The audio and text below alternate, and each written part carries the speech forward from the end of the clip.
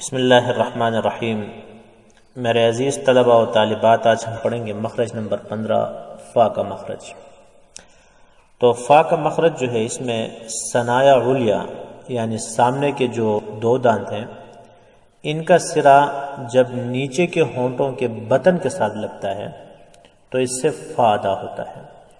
تو آپ جانتے ہیں کہ عام حالات میں انسان جب منہ بند کرتا ہے تو ہونٹ کی کچھ حصہ جو ہے وہ اندر کی طرف ہوتی ہے، اس کو بطن کہتے ہیں، باطنی حصہ، اور کچھ حصہ جو ہوتا ہے وہ باہر کی طرف ہوتا ہے، اس کو ظاہری حصہ کہتے ہیں۔ تو فا کی ادائیگی میں ثنایا علیا کے جو سرے ہیں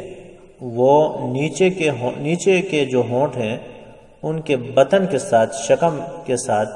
جب ٹکراتے ہیں تو اس سے لفظ فا جو ہے وہ کیا ہوتا ہے، ادا ہوتا ہے۔ تو دیکھیں، فا، فا، فی، فو، اف، اف، اف، فا، فی، فو، فن، فن، فن، اف، اف، اف، فا، فی، فو، اف، اف، اف، فا،